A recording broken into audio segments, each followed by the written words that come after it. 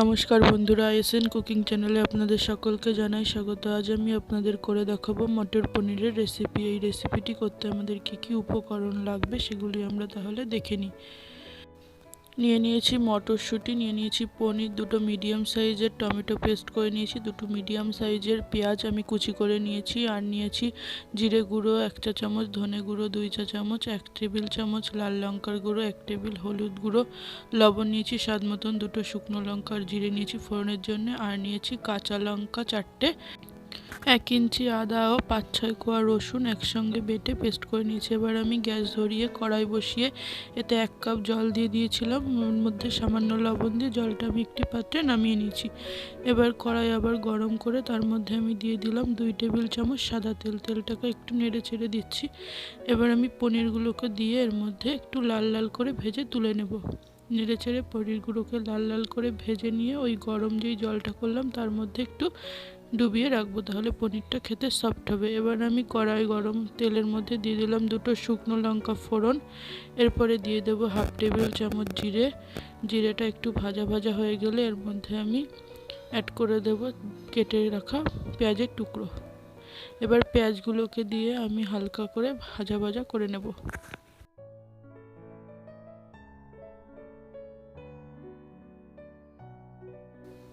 পেঁয়াজ ভাজার সময় এবার আমি এর মধ্যে দিয়ে দিচ্ছি সামান্য পরিমাণে লবণ। লবণটা দিয়ে এবার পেঁয়াজটাকে নেড়ে চেড়ে আর একটুখানি ভেজে নিলাম। এবার আমি এর মধ্যে অ্যাড করে দিচ্ছি 1 টেবিল চামচ জিরের গুঁড়ো, 1 টেবিল চামচ লঙ্কার গুঁড়ো, 2 টেবিল চামচ ধনের গুঁড়ো এবং 1/2 টেবিল চামচ হলুদ গুঁড়ো, আর স্বাদ মতন লবণ। লবণ আমি আগেও দিয়েছি, সেই জন্য প্রয়োজন অনুযায়ী লবণ ব্যবহার করতে হবে। এবার নেড়ে চেড়ে মশলাটাকে একটুখানি ভেজে নেব। মশলাটা ভালোভাবে ভাজলে তরকারির কালারটা খুব সুন্দর আসবে। এবার মশলাটাকে একটু ভেজে নিয়ে এবার আমি এর মধ্যে অ্যাড করে দিচ্ছি যেই পেস্টটা করে রেখেছিলাম 4টে কাঁচা লঙ্কা, 1 ইঞ্চি আদা এবং 6 কোয়া রসুনের। এবার এর মধ্যে আমি অ্যাড করে দিলাম দুটো মিডিয়াম সাইজের যেই টমেটো পেস্ট ছিল সেটা। এটা একটু স্কিপ হয়ে গেছে, সেই জন্য এটা দেখাতে পারলাম না। এবার আমি ঢেকে দিয়ে মশলাটাকে ভালোভাবে কষিয়ে নিয়েছি। এবার দেখুন মশলার থেকে তেল ছেড়ে দিয়েছে। এবার আবার একটু ভালো করে নাড়াচাড়া করে নিচ্ছি। মশলা ঢেকে দিয়ে আমি লো ফ্লেমে কষিয়ে নিয়েছি, যত সময় না তেল ছেড়েছে তত সময় কষিয়েছি। এবার আমি এর মধ্যে অ্যাড করে দিলাম 1/2 টেবিল চামচ চিনি। এটা স্বাদের ব্যালেন্স করার জন্য ব্যবহার করেছি, যদি আপনারা না চান তাহলে ব্যবহার করবেন না। এবার এর মধ্যে আমি সামান্য পরিমাণে একটু জল দিয়ে দিলাম। জলটা দিয়ে আমি একটুখানি মশলাটাকে আবার নাড়িয়ে চাড়িয়ে নিচ্ছি। এবার আমি এর মধ্যে অ্যাড করে দিচ্ছি মটরশুঁটিগুলিকে। এবার মটরশুঁটির সঙ্গে মশলাটাকে আবার নেড়ে চেড়ে একটু কষিয়ে নেব।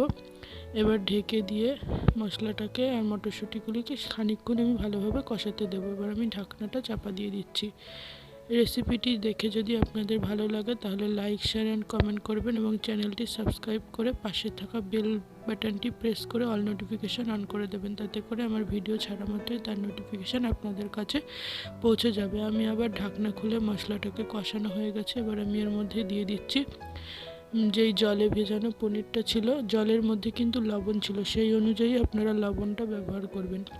এবার আমি সেই জল সমেত পনিরটা অ্যাড করে দিলাম আর দিয়ে দিলাম 1 কাপ মতন জল। এবার সমস্ত কিছুকে ভালো করে মিশিয়ে আমি মিডিয়াম ফ্লেমে এটাকে রান্না করে নেব। মিডিয়াম ফ্লেমে আমি 3 মিনিট মতন ফুটিয়েছি এটাকে ঢাকনা দিয়ে। ঢাকনা খুলে এবার আমি আবার একটু নেড়ে চেড়ে দেখে নেব কেমন ঝোল আছে। এখনও অনেকটাই ঝোল আছে। এরকমভাবেই আমি আবার ঢাকনা দিয়ে খানিকক্ষণ রান্না করে নিচ্ছি। ঢাকনা দিয়ে 2 মিনিট মতন ফুটিয়ে নিয়েছি। এবার হচ্ছে গিয়ে এই পর্যায়ে আমি গ্যাসের ফ্লেম অফ করে দিয়েছি। এবার আবার ঢাকনা চাপা দিয়ে আমি 2 মিনিট স্ট্যান্ডিং টাইমে রেখে দিচ্ছি। 2 মিনিট পরে আমি ঢাকনা খুলেছি।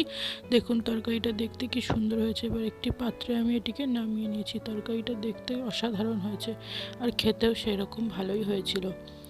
আপনারাও একবার বাড়িতে যদি ভালো লাগে ট্রাই করে দেখতে পারেন।